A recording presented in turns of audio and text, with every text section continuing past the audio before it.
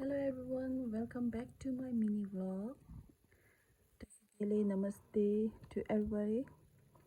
कल मैं गई थी मार्केट और अनफॉर्चुनेटली मेरा एक iPad गिर गया, पता भी नहीं चला कब गिरा। So I got the new one. Let's do the unboxing today. अब मैं शॉर्टकट जा रहा हूँ। मेरे पास सीज़र नहीं है, पता नहीं सीज़र कहाँ फेंक दिया। कभी जो चीज़ चाहिए कभी कभी नहीं मिलता है।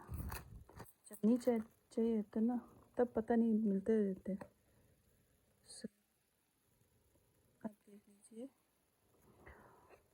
ये एयरपोर्ट का एक खासियत है कि क्योंकि मैं ये कुछ साल से यूज़ कर रही हूँ और ये बहुत कंफर्टेबल है।